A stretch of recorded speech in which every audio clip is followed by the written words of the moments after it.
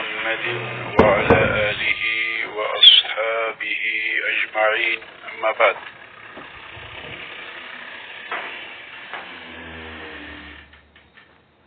إنك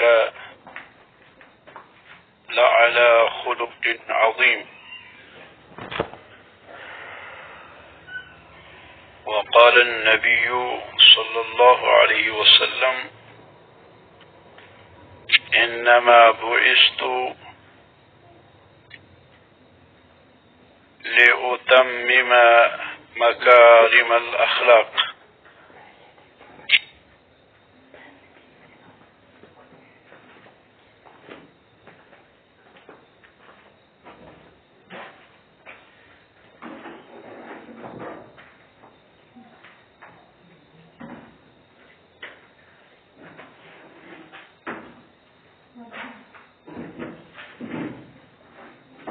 ہم حسن اخلاق اور مکارم اخلاق کے بارے میں گفتگو کریں گے انشاءاللہ.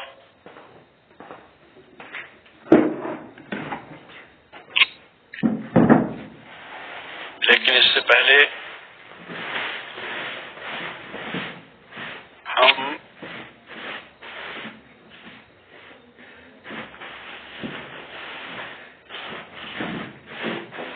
خلق کا معنی بتائیں گے، اخلاق کا معنی بتائیں گے کہ اخلاق کا کیا معنی ہوتا ہے.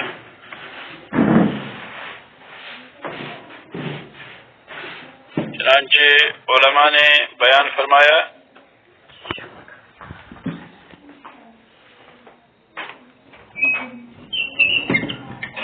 کہ اخلاق یہ جمع ہے خلق کی، خلق بضم الخاء واللام، اور خلق بھی جائز ہے، یعنی ہم خلق بھی کہیں گے اور ہم خلق بھی کہہ سکتے ہیں. اخلاق کا مفرد واحد خلق یا خلق اور جمع اخلاق. امام راغب اصفہانی فرماتے ہیں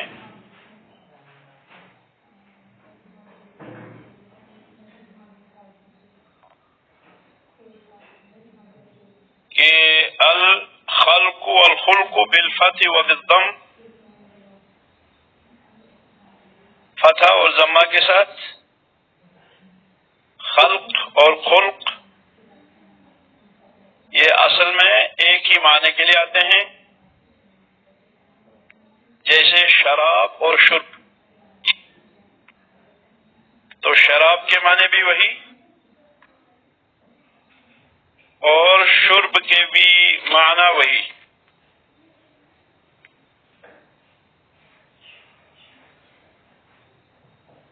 البتہ جب ہم کہتے ہیں خلق خاء کے فتح کے ساتھ تو مراد ہے ہیئت اور صورت جو نگاہوں سے جن کا احساس کیا جاتا ہے، یعنی ایسی چیز جو نگاہوں سے دیکھی جاتی ہے، شکل اور صورتیں. اور جب ہم خلق کہیں گے تو اس سے مراد جو ہے وہ طاقت ہوتی ہے اور خصلتیں ہوتی ہیں جو بصیرت سے پائی جاتی ہیں. یعنی ایک کا تعلق بصیرت سے ہے اور دوسری کا تعلق بصر سے ہے.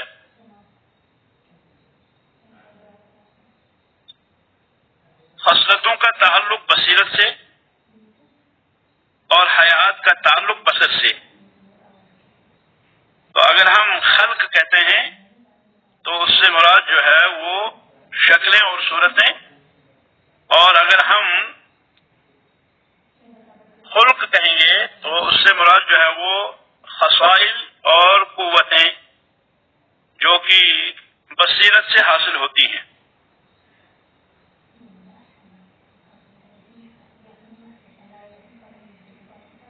اور اہل علم نے اخلاق کی تعریف بیان کی ہے. فرمایا کہ سورۃ الانسان الباطنہ، سورۃ الانسان الباطنہ، انسان کی باطنی صورت. اخلاق کی تعریف میں علماء کہتے ہیں اخلاق انسان کی باطنی صورت، اندرونی صورت، اندرونی شکل. کیونکہ انسان کی دو شکلیں ہوتی ہیں، ایک ظاہری شکل اور ایک باطنی شکل. ظاہری شکل انسان کی وہ شکل جو اللہ تعالی نے بدن کے لیے رکھی،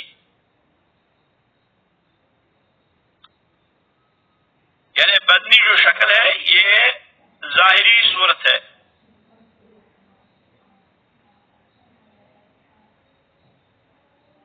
اور یہ ظاہری جو بدن کی صورت ہے یہ کبھی اچھی ہوتی ہے، خوبصورت ہوتی ہے، اور کبھی بدصورت ہوتی ہے، یا کبھی اس کے درمیان اچھی اور کبھی بری، نہ پوری اچھی نہ پوری بری، اس کے درمیان.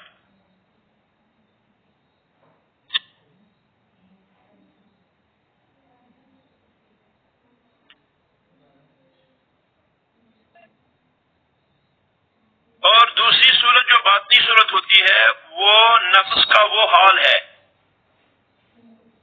انسانی جان کا، انسانی نفس کا وہ حال ہے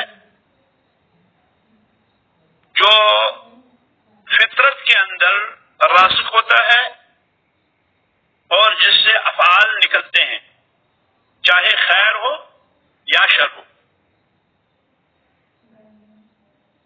سوچنا نہیں پڑتا، نہ دیکھنا پڑتا ہے، سوچے اور سمجھے بغیر جو افعال صادر ہوتے ہیں چاہے وہ برے ہوں یا اچھے ہوں، یہ باطنی صورت ہے. پھر یہ جو باطنی صورت ہے اس کی بھی دو قسمیں ہیں، کچھ اچھی اور کچھ بری. یہ جو باطنی صورت ہے اگر اس سے اچھی خصلت ظاہر ہوئی تو اچھی ہے، اور اگر اس سے بری خصلت ظاہر ہوئی تو وہ بری ہے. تو گویا کہ اخلاق ہم کہیں گے اخلاق جو ہے وہ دو طرح کا ہے، اخلاق ظاہرہ اور اخلاق باطنہ.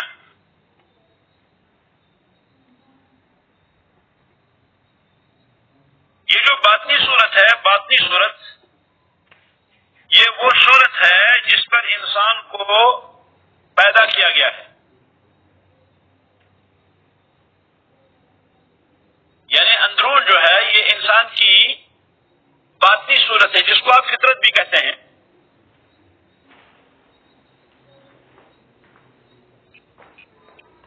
مسلمان پر واجب ہے کہ وہ مکارم اخلاق اپنائے، یعنی اچھے اخلاق اپنائے. مکارم اخلاق یعنی عمدہ اخلاق اپنائے. نبی علیہ الصلوۃ والسلام نے معاذ بن جبل سے فرمایا ایاک وکرائم اموالہم،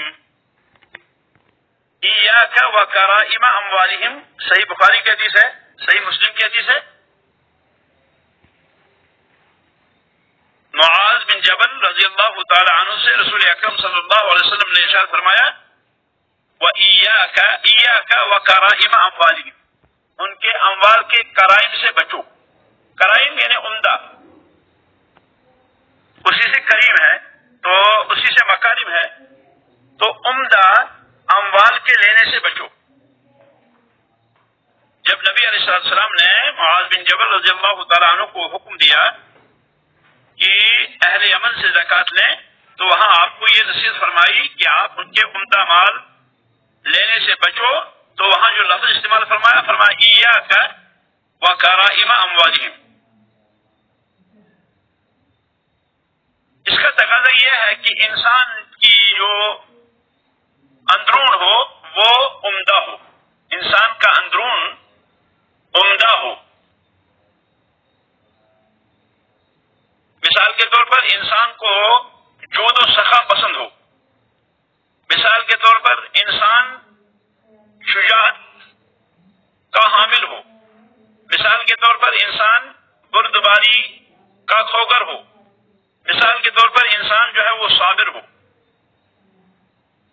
لوگوں کے ساتھ وہ ملاقات کرے کھل کر، چہرہ کھول کر، سینہ کھول کر اور بڑے اطمینان کے ساتھ.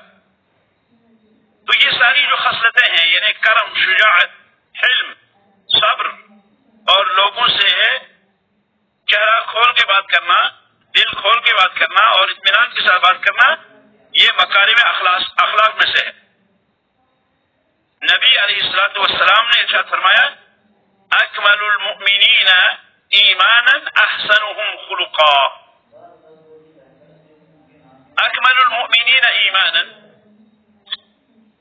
فرمایا نبی علیہ السلام نے اکمل المؤمنین ایمانا کہ مومنوں میں سب سے کامل ایمان والا جو ہے وہ ہے احسنهم خلقا، سب سے اچھے اخلاق والا. یعنی ایمان کی اقسام ہیں،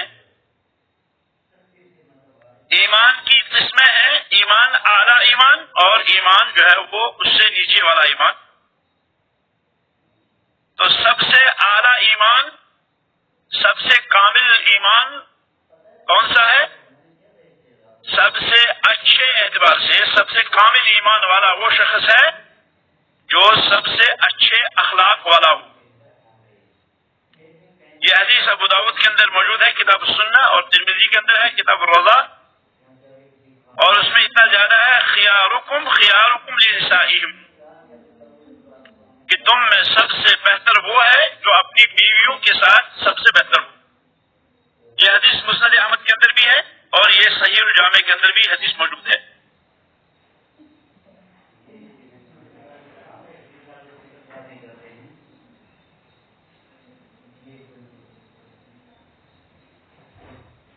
تو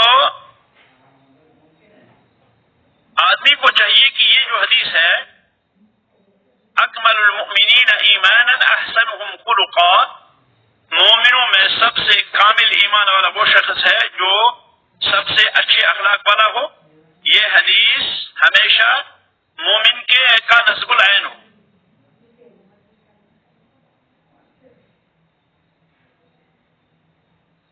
کیونکہ جب انسان کو یہ علم ہو کہ اس کا ایمان تب تک مکمل ہو ہی نہیں سکتا جب تک کہ وہ اچھے اخلاق والا نہ ہو، تو یہ اس کو مجبور کرے گا اچھے اخلاق کے اپنانے پر. یہ جذبہ، یہ حدیث اس کو اچھے اخلاق کے اپنانے پر جو ہے وہ مجبور کرے گی، عمدہ صفات اپنانے کی جو ہے اس کو ترغیب دے گی، اور اسی طرح سے یہ حدیث جو ہے بد اخلاقی اور بری صفات سے انسان کو دور رکھے گی.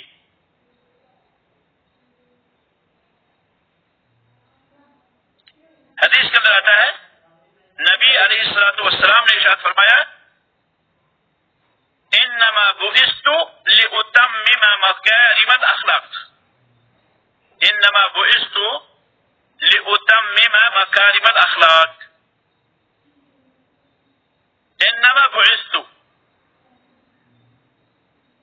بے شک کہ مجھے بھیجا گیا ہے لاتمم مکارم الاخلاق، تاکہ میں اچھے اخلاق کو پورا کروں.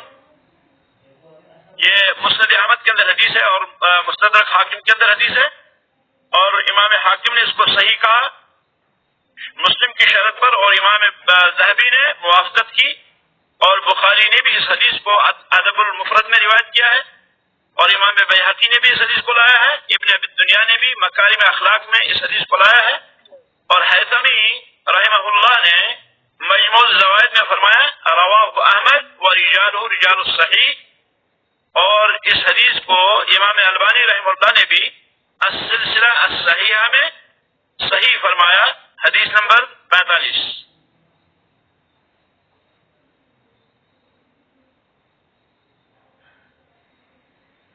تو یہ جو سابقہ شریعتیں تھیں جنہیں اللہ تعالیٰ نے بندوں کے لیے مشروع فرمایا، یہ ساری کی ساری شریعتیں اخلاق فاضلہ کی ترغیب دیتی تھی، یعنی اچھے اخلاق کو اپنانے پر جو ہے رغبت دیتی تھی۔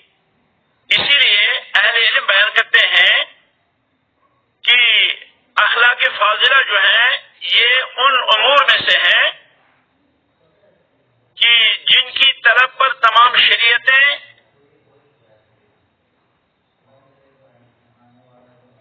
متفق ہیں، یعنی تمام شریعتوں کے اندر اخلاق فاضلہ کو اپنانے کی ترغیب موجود تھی، اور شریعت کاملہ لے کے جناب محمد الرسول اللہ صلی اللہ علیہ وسلم تشریف لائے، اور اس میں بھی مکارم اخلاق کو پورا کرنے کی خبر ہے اور اچھی خصلتوں کو اپنانے کی ترغیب ہے۔ اس کی ایک مثال یہ ہے، مثال کے طور پر قصاص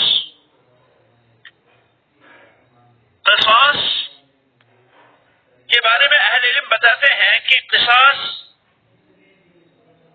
یہ ہے کہ کوئی شخص کسی شخص کے خلاف زیادتی کرے اور اس کو مارے، اس کو قتل کر دے، تو پھر جو مقتول کے وارثین ہیں وہ قاتل سے پھر بدلہ لیں گے،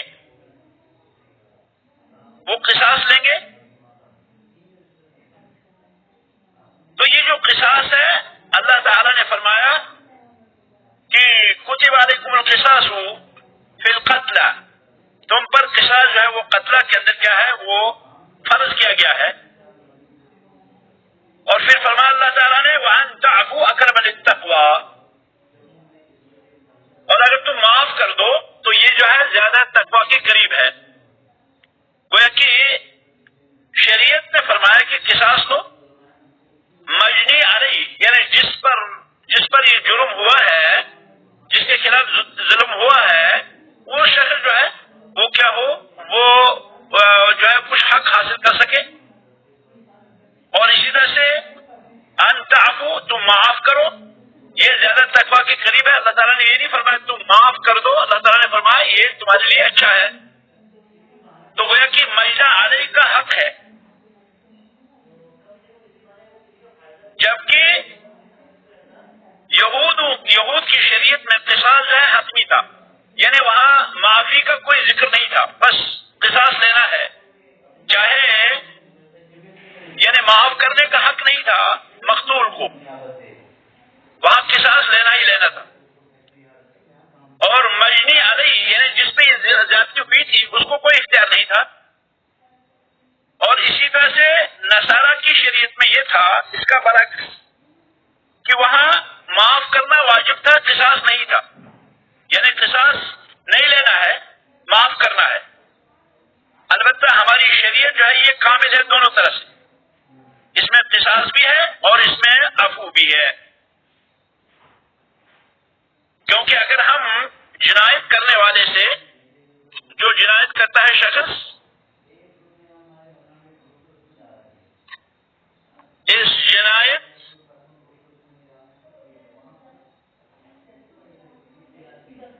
جنایت کرنے والے، یہ جو جانی ہے، جانی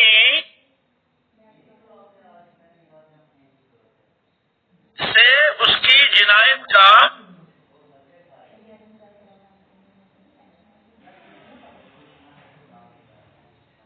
جانی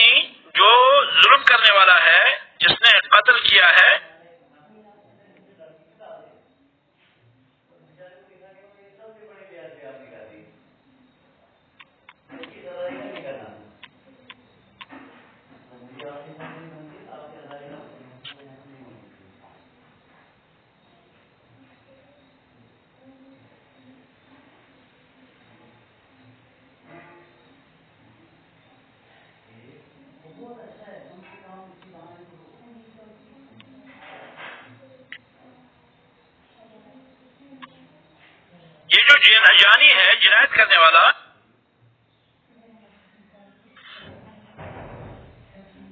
اس میں شر کا توڑ ہے. اگر ہم جنایت کرنے والے سے، یہ جرم کرنے والے سے ہم اس کو قصاص لیں گے تو اس میں کیا ہے؟ اس میں شر کی جو ہے کیا ہے؟ شر کی رکاوٹ ہے. اس سے شر جو ہے نہیں پھیلے گا، شر اس میں نہیں ہوگا.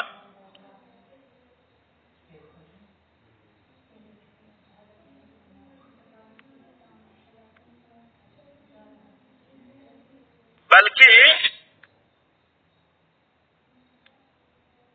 شر جو ہے رک جائے گا. اور اگر ہم معاف کرتے ہیں احسان اور بھلائی کے طور پر، تو اس میں کیا ہے؟ اس میں بھلائی کا جو ہے وہ کیا ہے؟ بھلائی بھی قابل شکر ہے. اب ہماری شریعت جو ہے، ہماری شریعت الحمدللہ پوری آئی. ہماری شریعت جو ہے وہ مکمل ہوئی.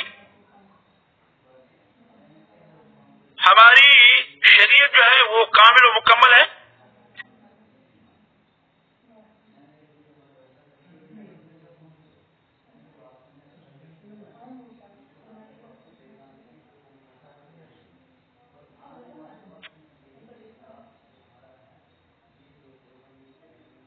تو اس میں دونوں چیزیں بتائی، یا تو قصاص یا پھر عفو.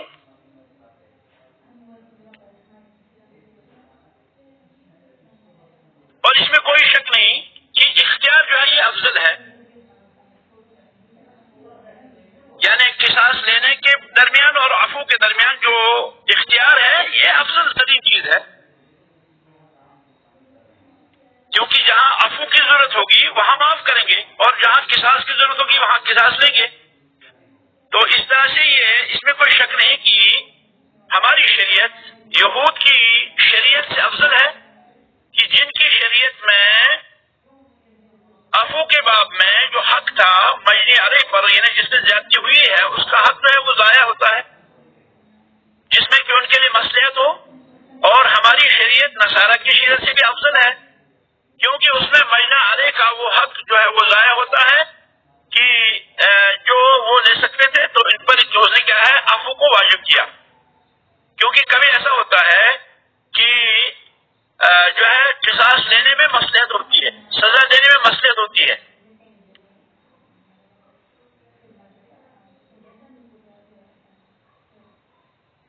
تو یہ شریعت اسلامیہ کا کمال ہے کہ شریعت اسلامیہ نے یہ اخلاق جو ہیں اخلاق کے اعتبار سے تکمیل کی.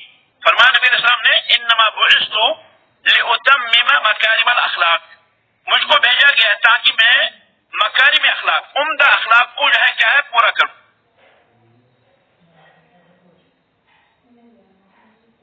اس کے بعد ایک اور نقطہ ہے، وہ یہ کہ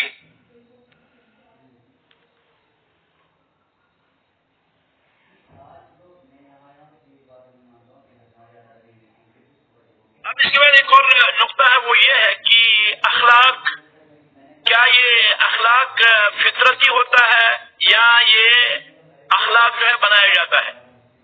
یعنی اخلاق عادت ہوتی ہے یا اخلاق فطرتی ہوتا ہے؟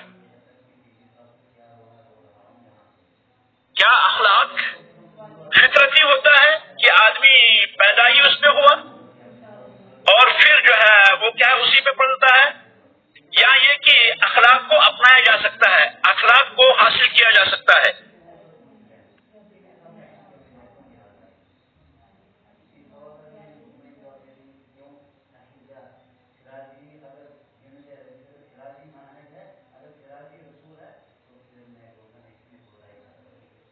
تو اس کی وضاحت اس سے ہوگی کہ رسول اکرم صلی اللہ علیہ وسلم نے اشج عبد القیس سے کہا.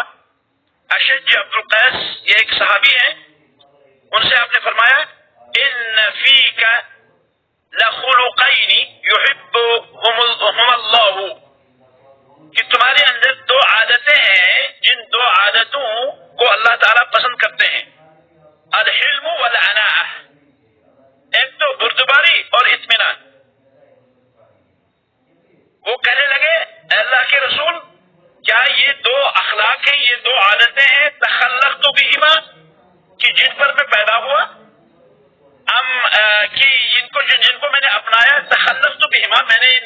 عادتوں کو اپنایا اور پھر میری جو ہے سرشت بن گئی، ام جبلنی اللہ علیہما، یا اللہ تعالیٰ نے مجھے ان پر ہی پیدا کیا، یعنی میری فطرت میں اللہ تعالیٰ نے رکھا ہے۔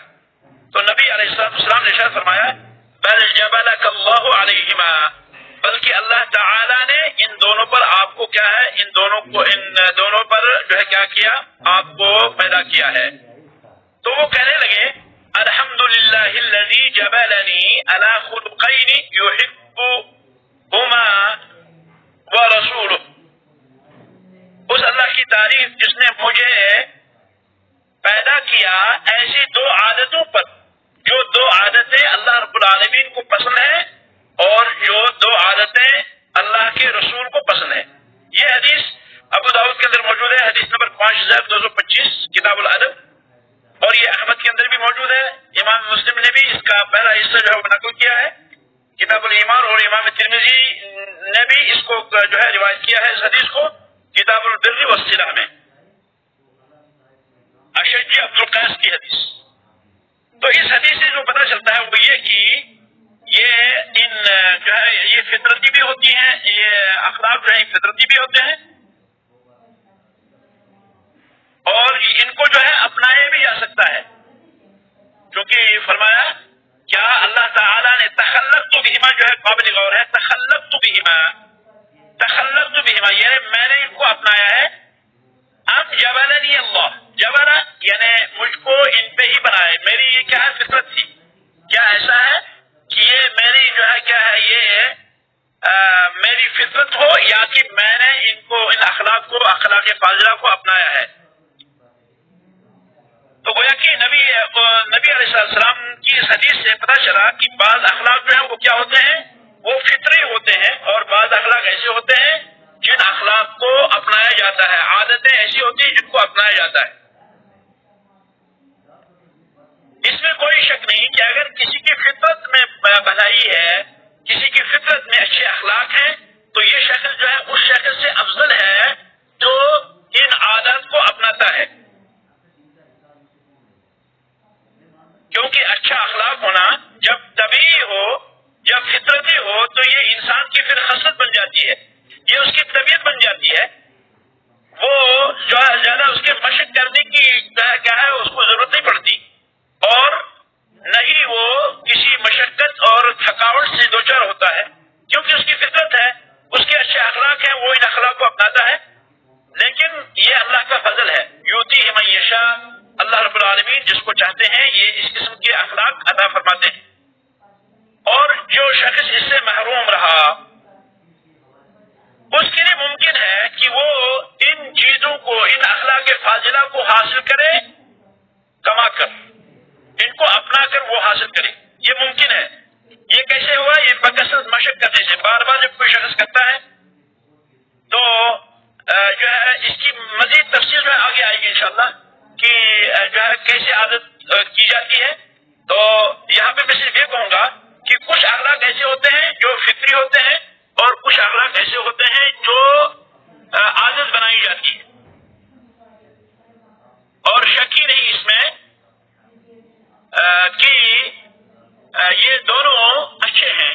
اب سوال یہ ہے کہ افضل ان میں سے کون سا ہے؟ کیا فطری طور فطرتی جس کے اخلاق اچھے ہوں وہ، یا وہ شخص جو کہ اپناتا ہے؟ تو ہم کہیں گے کہ اس میں کوئی شک نہیں کہ جس شخص کی سرشت ہی، جس کی فطرت ہی اچھے اخلاق ہو، وہ زیادہ کامل ہے، کیونکہ اس کو اللہ تعالیٰ نے بنایا ہی اس پر،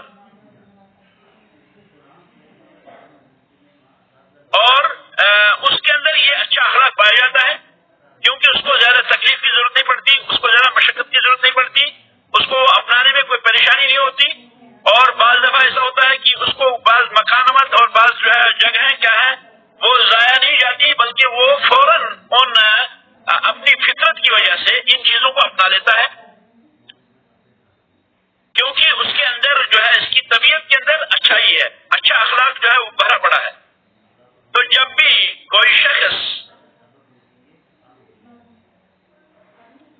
حسن اخلاق کو جو ہے کیا ہے ظاہر کرتا ہے، تو اس کے اندر یہ جو ہے پائی جاتی ہے، جہاں بھی جس بھی طریقے سے ہوتا ہے. تو اس میں کوئی شک نہیں کہ اس اعتبار سے یہ کامل ہے. رہی بات دوسرے کی کہ جو مجاہدہ کرتا ہے، جو محنت کرتا ہے اچھے اخلاق کو اپنانے کی، جو حسن خلق اپناتا ہے، تو کوئی شک نہیں کہ اس کو اس محنت کا اجر ملے گا، اس محنت کرنے پر اس کو ثواب ملے گا. اور یہ اس اعتبار سے افضل ہے کہ اس کو اس نے محنت کی، اس کے اندر تھا نہیں لیکن اس نے اپنے آپ کو اس بات پہ مجبور کیا کہ میں اچھے اخلاق کو اپناؤں. ہاں خلقت کے اعتبار سے یہ ناقص ضرور ہے پہلے والے شخص سے. اب جب کسی شخص کو دونوں اخلاق عطا کیے گئے، یعنی ایک شخص کی فطرت بھی اچھے اخلاق ہے اور پھر وہ عادت بھی بناتا ہے، اس میں کوئی شک نہیں کہ یہ جو ہے ان دونوں میں سے سب سے زیادہ افضل ہوگا. خلاصہ ہمارے پاس یہ نکلا کہ حسن اخلاق کے اعتبار سے لوگوں کی 4 قسمیں ہیں. ایک وہ شخص جو فطرتاً اور عادتاً دونوں صورتوں میں محروم ہے اچھے اخلاق سے، یہ پہلی قسم ہے. دوسرا وہ شخص جو فطرتاً محروم ہے لیکن عادتاً وہ محروم نہیں بلکہ عادتاً اس نے اپنائی. تیسری قسم جس شخص کو اللہ تعالیٰ نے عادتاً اچھے اخلاق سے نوازا ہے، عادتاً نہیں، یعنی اس کو فطرتاً اچھے اخلاق ہیں اور وہ کیا ہے وہ عادتاً ایسا نہیں ہے. چوتھی قسم جس کو اللہ رب العالمین نے فطرتاً جو ہے کیا ہے دیے ہیں اور جو ہے عادتاً نہیں. اور اس میں کوئی شک نہیں کہ تیسری والی قسم جو ہے یہ کیا ہے، یہ افضل ترین قسم ہے کیونکہ یہ عادتاً بھی ہے اور یہ جو ہے فطرتاً بھی ہے. یہ حسن خلق کے درمیان ہمیشہ جی رہا ہے، یہ ہمیشہ حسن خلق کے درمیان جی رہا ہے. ابن قیم رحمۃ اللہ علیہ فرماتے ہیں کہ تمام اخلاق فاضلہ اچھے اخلاق جو ہیں ان کی بنیادی وجہ جو ہے وہ 2 چیزیں ہیں. یعنی اچھے اخلاق جو ہیں وہ 2 چیزوں کی وجہ سے آئیں گے. جب شخص کے اندر اچھے اخلاق ہوں گے تو یہ 2 جو ہے تمام اخلاق حسنہ جو ہے ان کے آنے کی وہ اخلاق حسنہ کے سبب جو ہے 2 چیزیں ہیں. نمبر 1 الخشوع. خشوع کہتے ہیں اطاعت کو، اطاعت اللہ تعالیٰ کی، ہمیشہ وہ جھکا رہے اللہ رب العالمین کی طرف. اور دوسری چیز جو ہے وہ ہے علو الہمہ، یعنی ارادے کی پختگی اور خشوع اللہ. یہ کیا ہے، اس سے اخلاق فاضلہ اخلاق حسنہ جو ہے جنم لیتے ہیں. کتاب الفوائد میں فرماتے ہیں رحمۃ اللہ علیہ وَأَمَّا الْأَخْلَاقُ الْفَاضِلَةُ، رہے اخلاق فاضلہ اچھے اخلاق کا صبر والشجاعہ، جیسے صبر، شجاعت، والعدل عدل، مروءہ عفت پاکدامنی، سیانہ حفاظت، اور جود سخاوت، اور اسی طرح سے بردباری، اور اسی طرح سے درگزر کرنا اور برداشت کرنا اور دوسرے کو ترجیح دینا. اسی طرح سے جو ہے ان امور سے جو امور برے ہیں ان سے اپنے آپ کو منزہ رکھنا، پاک رکھنا، تواضع، قناعت، سچائی، اخلاص اور احسان کا بدلہ لینا چاہے اسی جیسا ہو یا اس سے افضل. اور اسی طرح سے لوگوں کی غلطیوں سے درگزر کرنا، لوگوں کی غلطیوں سے جو ہے غفلت برتنا، التغافل عن زلات الناس، اور اسی طرح سے ایسی چیز کو چھوڑ دینا جس میں جو مقصد کی نہیں ہے، جو چیز مقصد کی نہیں ہے اس کو چھوڑ دینا. اور اسی طرح سے جو ہے دل کو ان اخلاق مذمومہ سے جو ہے ملامت کرنا وغیرہ. تو یہ سارے انہوں نے اخلاق کی جو ہے قسمیں بتائی، اخلاق حمیدہ اچھے اخلاق کی قسمیں بتائی. پھر کہتے ہیں آگے فرماتے ہیں فَكُلُّهَا نَهًا عَنِ الْخُشُوعِ وَعُلُوِّ الْهِمَّةِ. یہ ساری چیزیں جو ہیں یہ ساری چیزیں پیدا ہوں گی کس سے؟ خشوع سے اور علو ہمت سے. یعنی جب انسان کے ارادے بلند ہوں گے اور انسان کے اندر خشوع ہوگا تو یہ پیدا ہوں گی. اللہ سبحانہ و تعالیٰ نے زمین کے بارے میں بتایا کہ وہ جو ہے کیا ہے انہا خاشعہ. آپ زمین کو نہیں دیکھتے کہ زمین جو ہے جھکی ہوتی ہے اور اس کے بعد پھر کیا ہوتا ہے، پھر اللہ تعالیٰ اس پہ پانی نازل فرماتے ہیں تو یہ زمین جو ہے یہ لہلہا اٹھتی ہے اور یہ جو ہے کیا ہے اس کو زیب و زینت اس میں بنتی ہے. یہ مخلوق ہے، جب اس کو اپنی جو ہے کیا ہے توفیق ملتی ہے تو ایسا ہوتا ہے. تو یہ جو ہے ذکر تھا کہ افضل کیا ہے اور کیا ہے خصائل حمیدہ اچھے اخلاق. اس جو ہے اس کے مجالات کیا ہیں، یعنی حسن خلق کے معنی کیا ہوتا ہے، حسن خلق کس کو کہیں گے ہم، اخلاق حسنہ کیا ہے، اخلاق حسنہ کے مجالات کیا ہے، کہاں کہاں آپ کو دیکھنے کو ملے گا کہ اخلاق حسنہ کیا کیا ہے. تو اس میں علماء جو ہے علماء کہتے ہیں کہ یہ جو مجالات ہیں حسن خلق کے یہ دو ہیں. ایک تو آدمی جو ہے حسن خلق اپنائے گا اللہ رب العالمین کے ساتھ، اللہ کے ساتھ حسن اخلاق کرنا ہے، اچھے اخلاق سے پیش آنا ہے، اور پھر مخلوق کے ساتھ اچھے اخلاق سے پیش آنا ہے. انشاءاللہ یہ جو ہے دونوں مسائل کہ اللہ کے ساتھ حسن اخلاق کیا ہوتا ہے اور مخلوق کے ساتھ حسن اخلاق کیا ہوتا ہے، انشاءاللہ ان کو اگلی مجالس میں جو ہے ذکر کرنے کی کوشش کریں گے، اور انشاءاللہ جو ہے اس وقت مکمل بیان ہوگا کہ اللہ رب العالمین کے ساتھ حسن اخلاق کیا ہے اور اسی طرح سے لوگوں کے ساتھ حسن اخلاق کیا ہے. ہم انشاءاللہ پہلے اللہ رب العالمین کے ساتھ حسن اخلاق کی جو ہے تعریف کریں گے کہ اللہ رب العالمین کے ساتھ حسن اخلاق کس کو کہیں گے ہم، اور پھر لوگوں کے ساتھ حسن اخلاق جو ہے وہ کیا ہوتا ہے.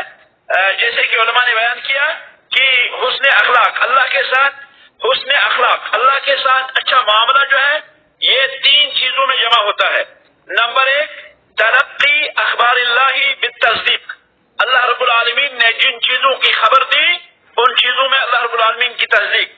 نمبر دو تلقی احکام ہی بالتنفیذ والتطبیق، اللہ رب العالمین کے احکام کی تنفیذ اور تطبیق، اللہ کے جو احکام ہیں ان کو اپنانا، جس کو ہم یہ بھی کہہ سکتے ہیں امتثال اوامر اللہ، اسی طرح سے اجتناب و نواہی.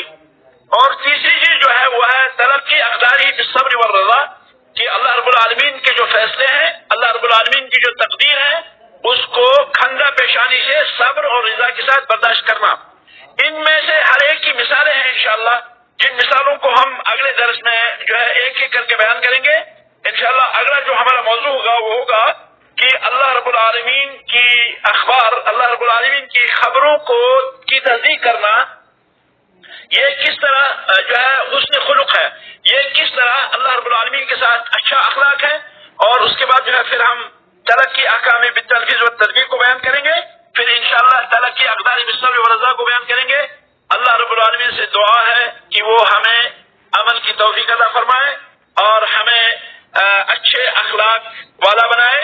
نبی علیہ السلام سے اللہ رب العالمین نے فرمایا انک لعلی خلق عظیم، کہ آپ عظیم اخلاق کے مرتبے میں فائز ہیں.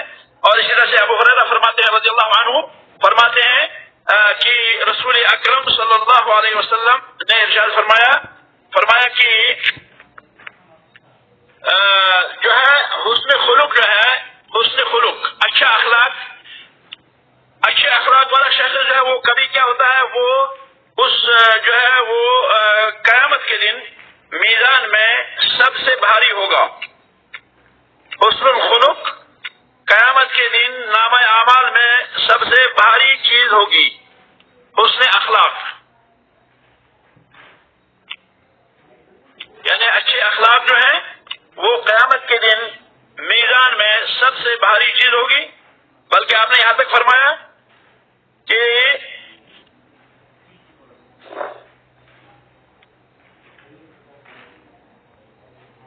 فرمایا ما من شيء اثقل في الميزان من حسن الخلق.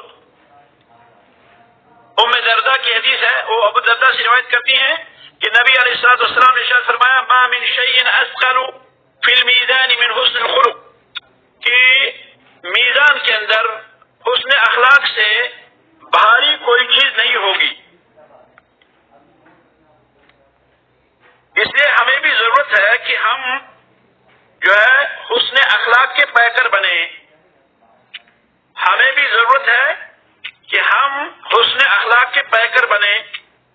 حسن اخلاق کے پیکر سب سے پہلے ہم اللہ کے ساتھ بنے، اور اس کے بعد ہم بندوں کے ساتھ جو ہے حسن سلوک کریں. بلکہ دوسری حدیث کے اندر آتا ہے کہ نبی علیہ السلام نے فرمایا کہ کبھی حسن اخلاق جو ہے وہ نماز اور روزے کے درجے تک پہنچتا ہے. تو اللہ سے توفیق کی دعا ہے. هذا وصلی اللہ وسلم على خير خلق محمد وعلى آله وأصحابه أجمعين. سبحانك اللهم وبحمدك أشهد أن لا إله إلا الله أستغفرك وأتوب إليك.